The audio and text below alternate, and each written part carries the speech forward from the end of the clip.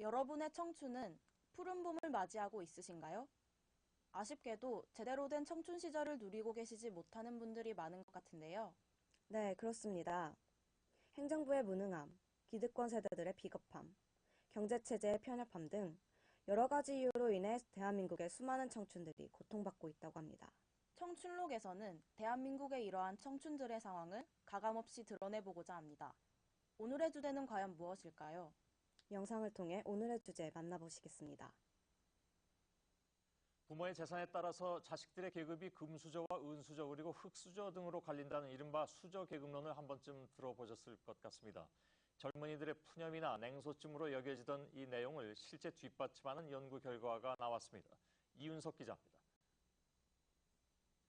한국에서의 부와 상속, 동국대 경제학과 김낙연 교수가 발표한 논문의 제목입니다.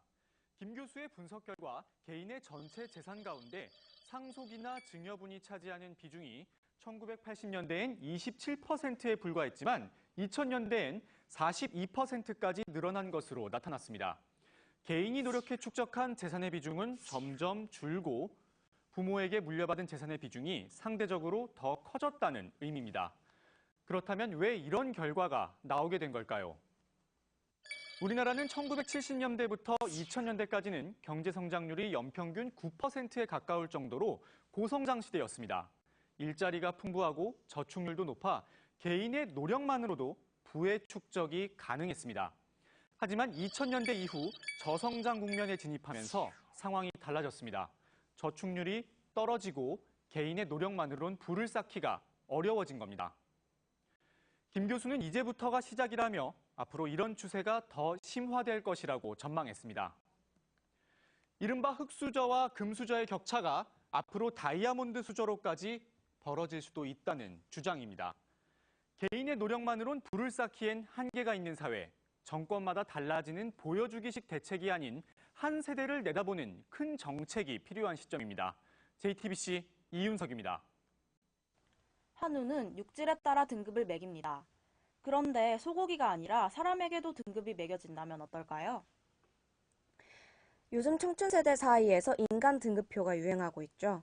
이른바 수저계급론인데요.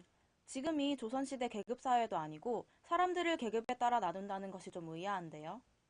네, 그렇게 생각하시는 분들이 있죠. 그래서 먼저 수저계급론에 대해서 설명해 드리도록 하겠습니다. 수저계급론은 불평등이 심화되고 있는 한국 사회에 대한 젊은 세대의 반감이 투영되어 생겨난 말인데요. 수저, 사회, 젊은 세대가 무슨 관련이 있는 것일까요? 수저로는 어디서 어떻게 생겨난 단어이며 사람들을 마치 소고기처럼 등급으로 나누는 기준은 무엇일까요? 네, 이제부터 차근차근 이야기해볼까요?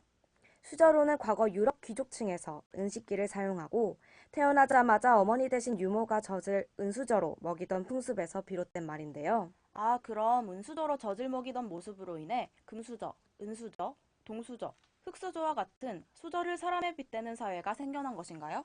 그렇죠. 사람을 수저에 비유한 것이 우스꽝스러울 수도 있지만 수저계급론은 집안의 재산 정도에 따라 사람들을 분류하면서 대한민국의 아픈 현실도 함께 꿰뚫어 볼 수 있게 해줍니다.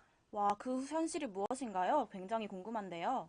현실을 자세히 알아보기에 앞서 지금부터 수저를 분류하는 기준에 대해 자세히 살펴보도록 할까요? 네, 시청자 여러분들께 그 기준을 분명하게 들려드릴 수 있도록 각 수저별 자산과 가구 연수입에 대해 금수저부터 차례대로 말씀드리도록 할게요. 와, 역시 금수저죠. 재산 20억 원, 가구 연수입 2억 원입니다. 가히 금수저답네요. 하지만 은수저도 만만치 않습니다. 자산 10억 원 또는 가구 연수입 8천만 원. 정말 대단한걸요? 동수저는 자산 5억 원 또는 가구 연수입 5천만 원입니다. 이쯤 되니 흙수저의 기준이 궁금해지는데요. 네, 흙수저의 기준은 자산 5천만 원 미만 또는 가구 연수입 2천만 원입니다. 수저계급론의 기준을 알고 나니 어딘가 불편한 기분이 드네요.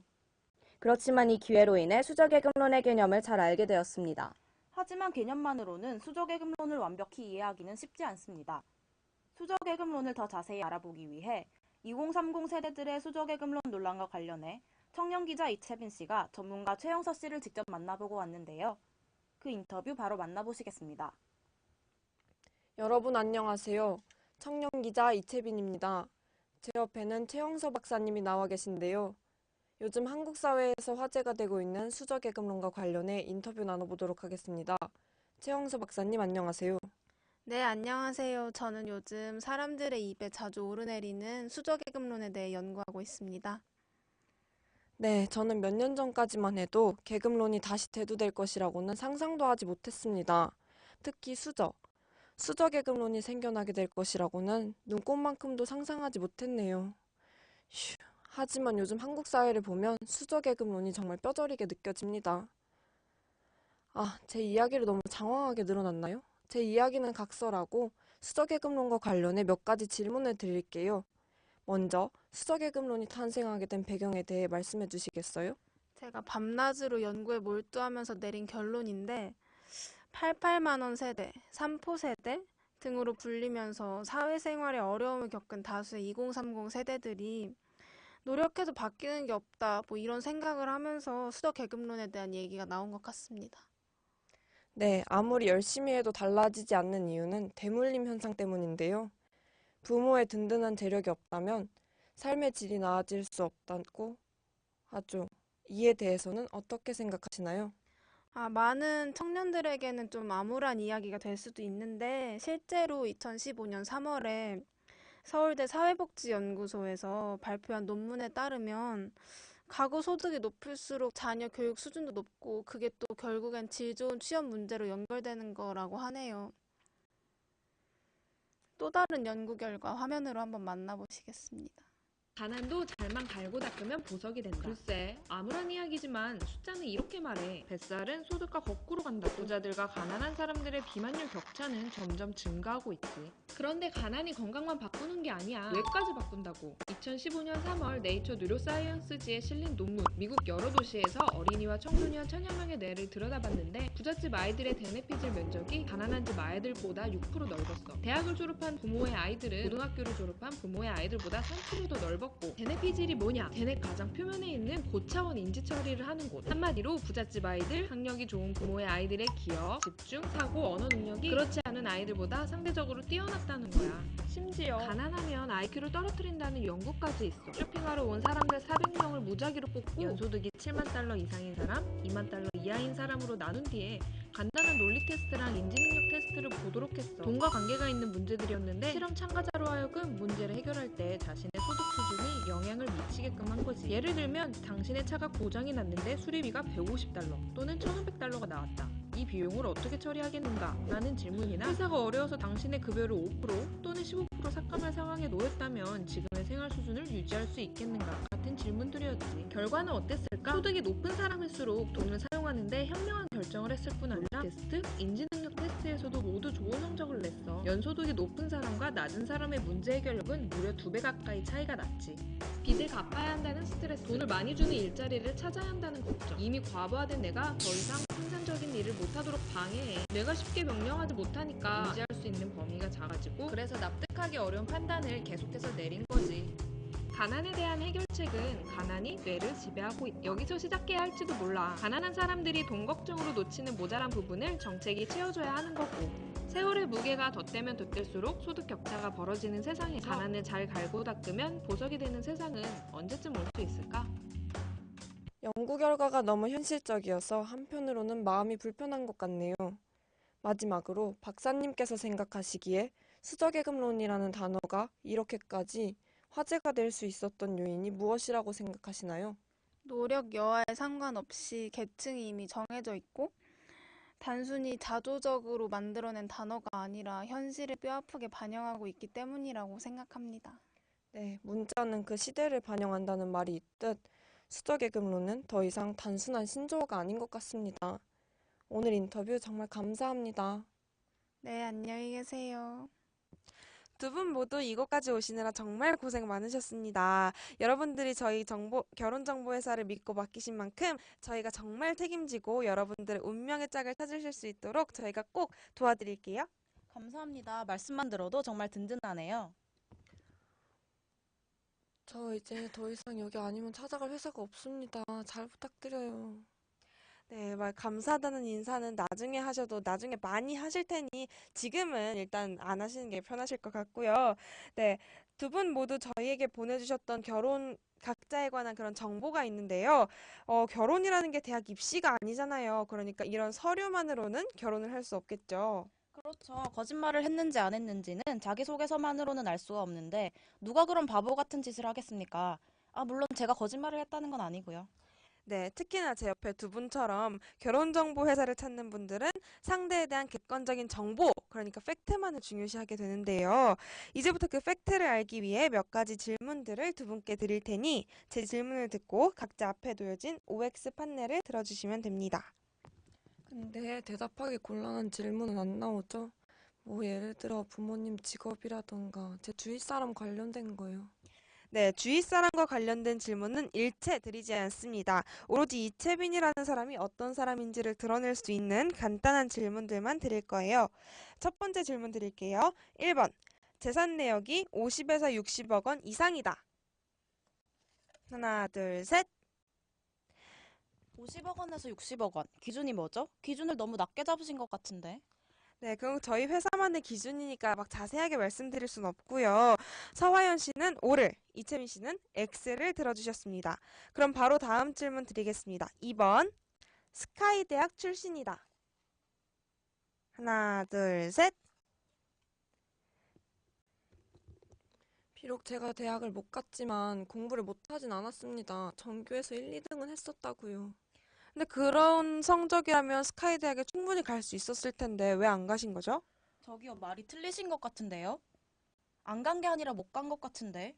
제 말이 맞죠? 네, 맞아요. 대학 등록금이 너무 비싸더라고요. 대학 등록금을 대학에 퍼다 줄 바에는 일을 해서 돈을 버는 게 나을 것 같았어요. 결론은 대학을 안 나왔다는 소리군요. 마지막 질문 드리겠습니다. 3번. 직업이 판사, 검사, 변호사 중 하나이다. 하나, 둘, 셋.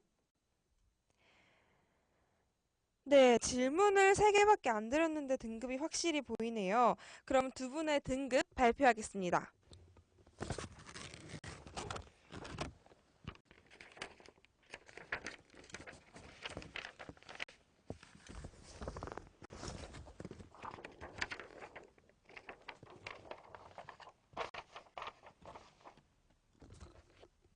네, 이채빈 씨에게는 정말 죄송하지만 F등급을 받은 분은 저희 결혼정보업체에서 이렇게 막 결혼을 주선해드리고 그러지 않아요. 그러니까 다른 회사를 통해서 좋은 인연 만나주시기를 바라겠습니다. 잠시만요. 저한테는 이제 이 회사가 마지막인데 다시 한번 생각해 주시면 안 될까요? 어, 정말 결혼이 하고 싶으시다면 일단 흑수저 딱지부터 떼고 그렇게 오세요.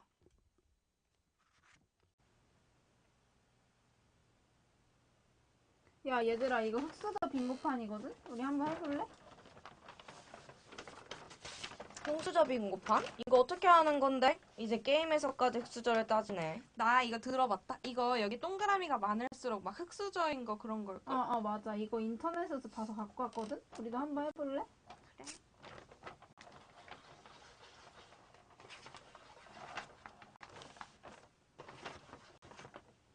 아, 나 왜 이렇게 동그라미가 많은 것 같지? 너 몇 갠데? 그래 몇 개인데? 야, 빙고판 좀 보여줘봐. 이런 거 알려고 하지 마. 기분 나빠. 야, 얘 벌써 10개 넘었다? 아이고, 흑수저 씨, 안녕하세요. 참나. 너네 몇 개길래 이렇게 당당하냐? 9개 더 왜? 야, 그래도 10개 넘으면 너보단 한참 괜찮지. 10개 넘으면 하층민이라던데. 너 어떡하냐, 흑수저여서. 우리 유정이 흑수저여서. 내가 흑수저인 게 내 잘못이야? 우리 부모님 취미 없고 정기 건강검진 안 받고 교육에 집착 심하고 이혼한 게 내 탓이냐고. 야, 누가 네 탓이랬냐? 야, 이것 봐. 이 빙고판이 나한테 흑수저라 그러잖아. 정 궁금하면 네가 이 빙고판 만든 사람한테 가서 야, 따지던가. 너네 그만해. 왜 그래? 그냥 장난으로 한 거잖아. 야, 쟤랑 유정이도 놀지 기분 마. 나쁘고. 아우, 쟤랑 놀지 마. 흑수저인 애랑 뭘 노냐? 너도 9개라며? 거기서 거기구만. 뭐가 그렇게 크게 잘나셨나 그래? 야, 나는 부모님 잘못 만나가지고 이렇게 된 거지. 그리고 9개면 흑수저 아니야. 야, 얘들아, 그만하자. 같은 사람끼리 흑수저니 금수저니 따져서 뭐해. 그냥 공부하자. 너 갖고 와서 미안해. 네, 선수 소개하겠습니다. 우선 신유정 선수 아주 화려한데요. 목걸이에 반지에 선글라스까지 진짜 대단합니다. 그렇죠. 겉모습부터 금수저인 게 정말 티가 나는 선수입니다. 고시생이라고는 믿을 수 없는 비주얼을 가지고 있죠. 저렇게 과도한 액세서리를 하다니 과연 집중이나 될까요? 네, 정말 의문이네요. 다음 선수는 이채빈 선수입니다. 이거 앞 선수랑 너무 비교되는 거 아니에요? 둘이 동갑 맞나요? 그러게요. 둘이 지금 공부에 지친 건가요? 아니면 흙수저라서 이런 건가요? 표정이 너무 우울해요. 지금 저까지 우울해지겠는데요? 아, 말이 좀 심하시네요. 그래도 분위기가 우울한 건 좀 사실이긴 합니다. 제가 말이 조금 심했나요? 근데 흙수저인 것 또한 사실입니다. 자, 말씀드리는 순간 결과를 한번 확인해 볼까요? 자, 두 선수가 과연 행정고시에 붙을 수 있을지 3년 동안 피나는 노력을 한 사람들입니다. 과연 결과는 확인하시죠. 떨어졌어. 안타깝습니다. 두 선수 모두 불합격입니다. 네, 정말 안타깝습니다. 누구보다도 열심히 노력한 두 선수인데요. 신유정 선수, 금수저라서 이게 문제집이며 학원이며 부족한 것 없이 공부했는데 이게 뭔가요? 테디, 나 또 떨어졌어. 나 이거 진짜 그만두면 안 돼? 포기할래. 뭐? 또 하라고? 아니, 이게 지금 장난이야? 아빠 기업 이제 물러줄 때도 됐잖아. 정말? 준다고? 아싸, 이제 공부 안 해도 된다. 아빠 사랑해.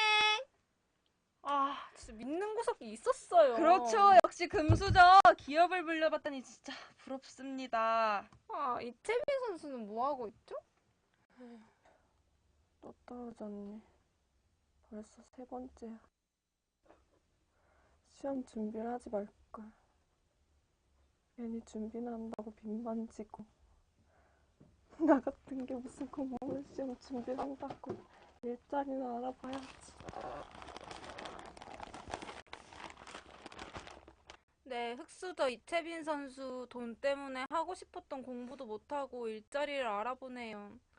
두 선수 모두 탈락의 고배를 마셨는데 상황은 완전 반대인데요? 그러게 말입니다. 근데 뭐 어쩔 수 없죠. 이게 현실인걸요. 부정할 수 없는 사실이네요. 시청자 여러분, 오늘 경기 어떠셨나요? 오늘의 경기는 여기까지입니다. 재밌으셨나요? 시청해주신 여러분 감사합니다. 지금까지 박승주, 최영사였습니다. 수저계급론을 나타내는 두 가지 상황, 잘 보셨나요?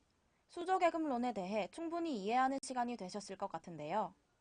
네, 사실 생각해보면 이름만 붙여졌을 뿐 우리 사회에서는 이미 오래전부터 계급이 형성되어 왔다고 할 수 있습니다.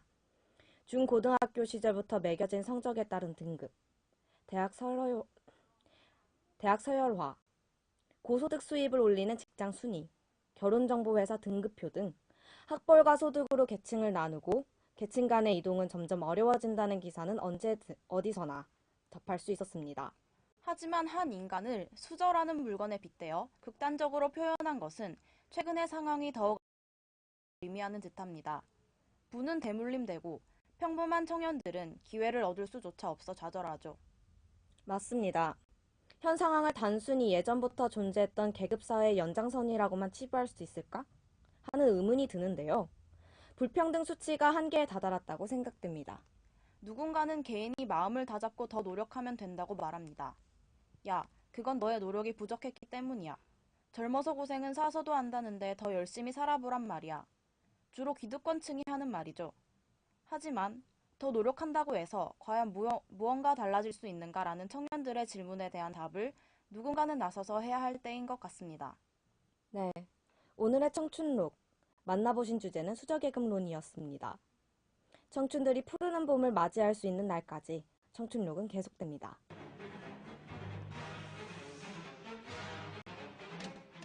지금까지 제작 진행의 51기 수습요원, 기술의 김예진 수습요원, 촬영의 윤소영 수습요원이었습니다.